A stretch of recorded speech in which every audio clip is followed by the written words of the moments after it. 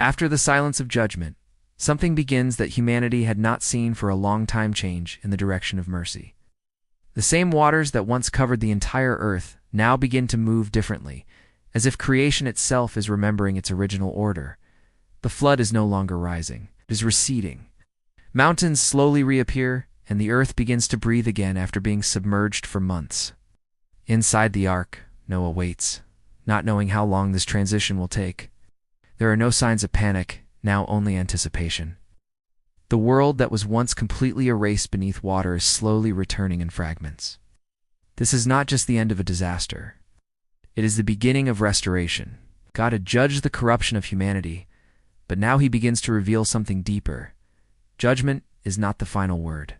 Renewal is coming. Noah is about to witness the earth reborn. As the waters continue to decrease, Noah begins to sense that the season of confinement is nearing its end. The ark, once carried endlessly across a submerged world, now rests more steadily as the depths beneath it begin to settle.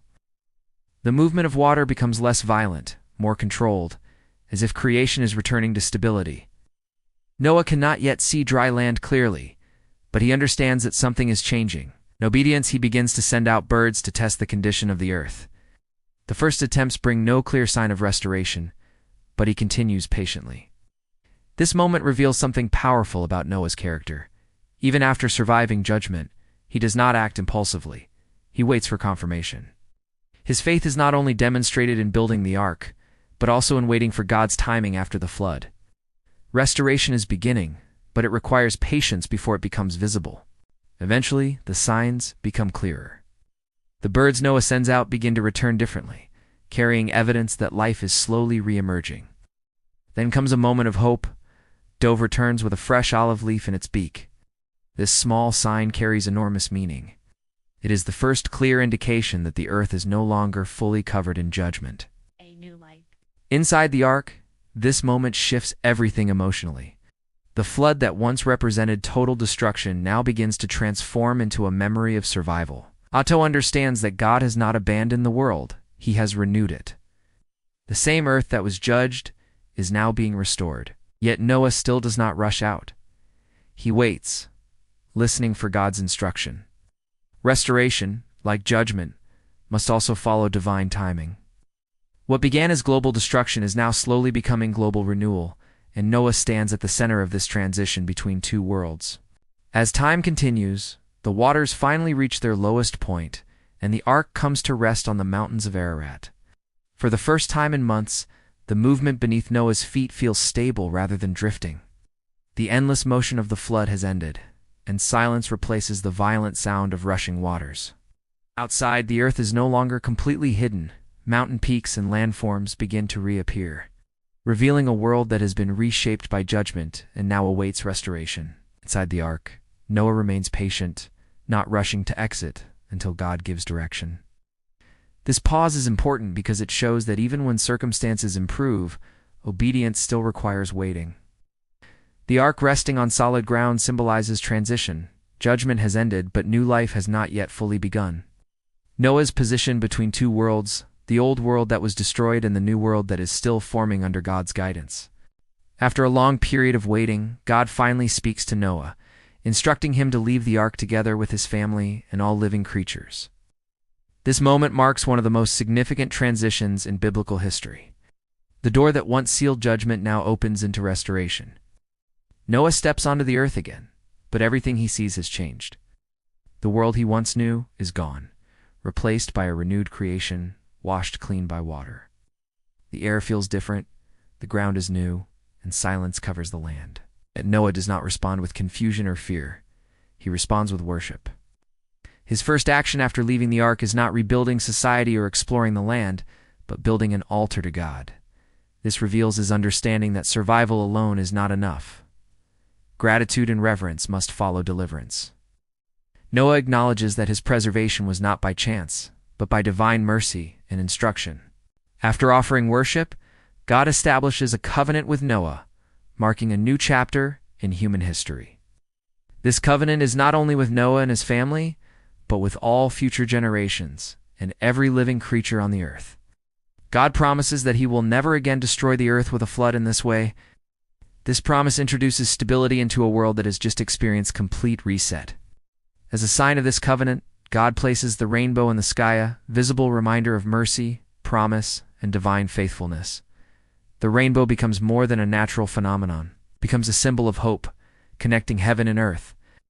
Every time it appears, it reflects back to this moment of restoration after judgment. Noah's role in this covenant is significant because he becomes the bridge between destruction and renewal. Through him, humanity is given a second beginning, grounded not in corruption, but in divine promise and mercy. After the covenant is established, Noah begins to experience life in a completely renewed world. The earth is no longer the same as before the flood. Entire landscapes have changed, and new ground has emerged where waters once ruled everything. Noah and his family now face the task of rebuilding human life from a single preserved lineage. This is not a return to the past, but the beginning of something new. God blesses Noah and instructs him to be fruitful, multiply, and fill the earth, repeating the original mandate given to humanity in the beginning of creation. This shows that restoration is not only about survival, but also about purpose. Noah is now carrying the responsibility of restarting human civilization. Every decision made from this point forward will shape future generations. The world has been reset, but human responsibility remains. Noah stands as the foundation of a renewed humanity walking forward under a covenant of mercy. As Noah and his family begin to settle into the restored earth, they must learn to live in a world that has been completely transformed. The environment is unfamiliar, the land is freshly shaped, and nature itself feels like it is starting over. Trees begin to grow again, animals spread across the land, and ecosystems slowly re-establish balance after the flood. Noah plants a vineyard, marking one of the first acts of cultivation in the New World. This represents humanity's return to productivity and development after judgment. However, the Bible also reveals Noah's human weakness during this period, showing that even those chosen by God remain imperfect. This moment reminds us that restoration does not remove human nature, it simply places it within a renewed opportunity. Noah's story continues to reflect both strength and vulnerability, showing that even after divine deliverance, humanity must still walk carefully in obedience and wisdom in a newly reset world. As time passes, Noah's life becomes a living bridge between the pre-flood and post-flood worlds. He alone carries the memory of a world that no longer exists, making him both a witness and a foundation for the new generation. His children and descendants begin to grow and spread across the earth, forming the early structure of post-flood humanity. Through them, nations and cultures will eventually emerge. Noah's influence extends beyond his lifetime, shaping the direction of human history long after his death. The covenant sign, the rainbow, continues to appear in the sky as a reminder of God's promise never to destroy the earth by flood again. This symbol connects every generation back to Noah's moment of survival and obedience. His life becomes more than a personal story. It becomes a historical turning point. Noah represents the transition from judgment to mercy, from destruction to restoration, and from a single family to a renewed global humanity. As generations begin to multiply after the flood, the world slowly expands again from the single preserved family of Noah. His sons Shem, Ham, and Japheth become the foundation of future nations, each carrying forward the responsibility of populating the earth. The command God gave to Noah is now being fulfilled through his descendants, as families spread across new regions and territories. Civilization begins to form again, but this time under the memory of judgment and covenant. Unlike the world before the flood, humanity now carries knowledge of what happens when corruption dominates the earth. Noah's story remains central to this new beginning, not as a distant memory, but as a living warning and testimony. Every growing community traces its origin back to the ark in the moment of preservation.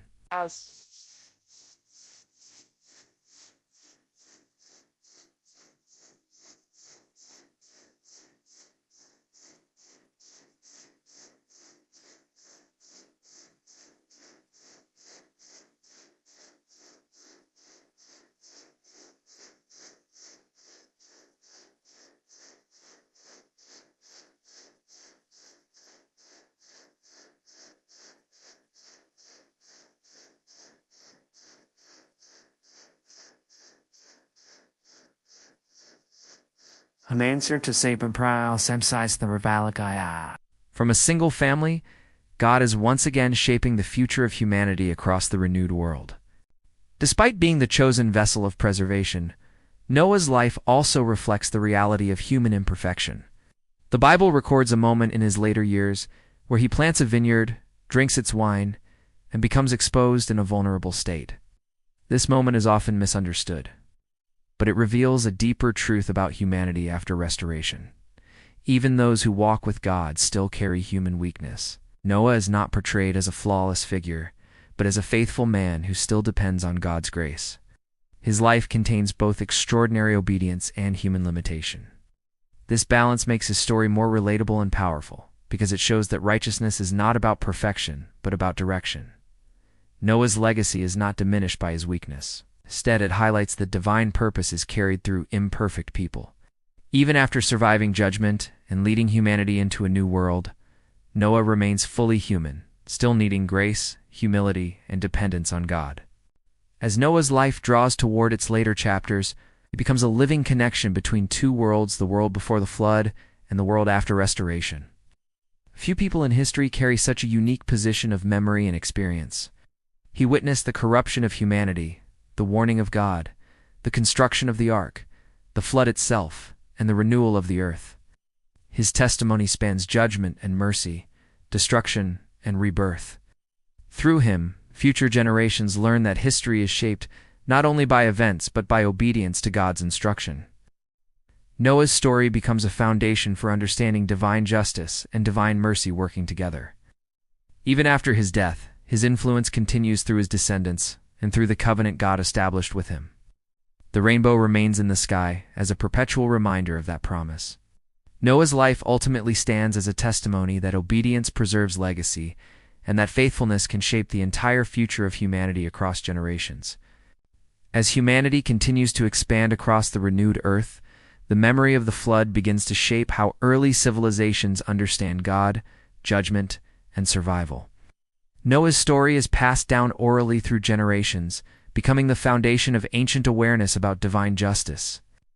Every descendant carries fragments of the truth that the earth was once destroyed by water and that only obedience preserved life. This knowledge influences how early societies form, build, and relate to one another.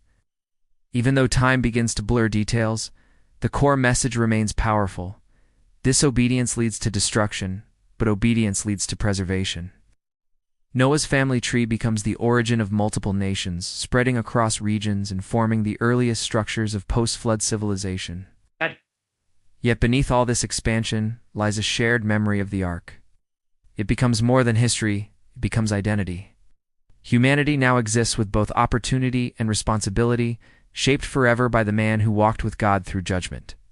One of the most profound truths in Noah's story is the contrast between judgment and mercy working together within the same timeline. The flood was not only an act of destruction, but also an act of preservation. While one world ended, another was being carried safely forward. Noah stands at the center of this divine balance, showing that God's justice is never separated from his purpose. Everything removed by the flood was not random, it was the result of sustained corruption. Everything preserved was not accidentally, it was the result of obedience. This dual reality reveals a deeper understanding of God's nature. He judges what destroys life, but he preserves what aligns with his will. Noah's Ark becomes a physical expression of this truth. Inside it, life continues through chaos. Outside it, consequence unfolds completely. This structure teaches that alignment with God determines whether a person experiences destruction or preservation when global or personal storms arrive. As the narrative of Noah comes to its final reflection, his life stands as a powerful reminder that obedience often begins in isolation. When Noah first received the command to build the ark, there was no crowd of supporters, no visible confirmation, and no evidence that his actions made sense. Yet he continued anyway. That decision changed everything. It preserved his family, secured the future of humanity, and fulfilled a divine plan that stretched far beyond his lifetime. Noah's story challenges every generation to consider what faithfulness looks like when no one else understands.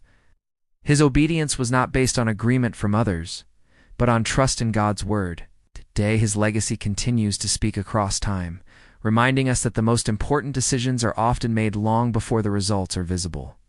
Noah's life is not just a historical account, it is a testimony that one act of obedience can reshape the entire course of human history. Noah's legacy did not end with his death and multiplied through his descendants, and through the unfolding history of humanity. The earth he helped restart slowly filled again with nations, languages, and cultures, all tracing their origins back to his family. Yet beneath this expansion remained a spiritual memory of the flood. Early generations carried the awareness that humanity had once been judged and preserved through one obedient man. This shaped how ancient people viewed life, morality, and the consequences of corruption. Noah's story became more than history, it became a foundational truth embedded in human identity. Even as time passed and civilizations developed, the memory of the ark remained a symbol of survival through obedience. His influence reached beyond geography and generations, shaping early understanding of divine order. Noah's life demonstrates that obedience has effects far beyond personal experience, shapes the direction of entire civilizations long after the individual is gone. Another powerful dimension of Noah's story is the patience required to fulfill divine instruction. Modern thinking often emphasizes speed, immediate results, and visible progress, but Noah's journey unfolded across decades of silent obedience. He built the ark for years without rain, without public understanding, and without visible confirmation of the coming flood. This long period of waiting tested not only his faith, but also his endurance. Yet Noah did not stop. His consistency reveals a truth that remains relevant across generations. God's instructions are often fulfilled over time, not instantly. The delay between command and fulfillment is where obedience is proven. Noah's life shows that faith is not only about believing what God says, but continuing to act on it even when circumstances seem unchanged. Every day he worked on the ark was a declaration of trust. His patience became a key part of his righteousness, shaping the outcome of human history. Ultimately, Noah's story is a powerful reflection of how obedience can preserve life through impossible circumstances. While the world around him descended into corruption, Noah chose a different path, one shaped by trust in God rather than conformity to society. His obedience did not prevent judgment from coming, but it positioned him to survive it. The ark became the dividing line between destruction and preservation, not because of its physical strength alone, but because it was built in response to divine instruction. Noah's life demonstrates that safety is not found in avoiding storms, but in being aligned with God before they arrive. His story also reminds us that divine judgment is never without purpose. It removes what destroys life and preserves what sustains it. Noah did not control the flood, but he obeyed the one who did. That obedience made him the foundation of a renewed humanity and a lasting example of faith across generations. As Noah's story reaches its final reflection, his life stands as a bridge between destruction and renewal, between an old world erased by judgment and a new world born through mercy. Everything humanity became after the flood traces back to the obedience of one man who listened when others ignored warning. His legacy is not only in survival, but in continuation through his sons, through the nations that followed, and through the memory of divine judgment that shaped early human understanding. Noah's name becomes permanently connected to both warning and hope. Warning against corruption and hope for restoration after obedience. His life reminds every generation that history is not only shaped by events, but by decisions made in faith before those events unfold. Noah's obedience did not just save his household, it preserved the future of humanity itself, carrying forward a renewed world under the covenant of God. Imagine building a massive boat when there's not a single cloud in the sky. That's what Noah did, trust in God to save our entire future when things got messy. That rainbow. It's an absolutely beautiful promise of hope that still stands today. It's really wild how his faith still speaks to us even now, you know? So the question remains, if you were in Noah's generation, would you have believed before the rain began, or only after it was too late?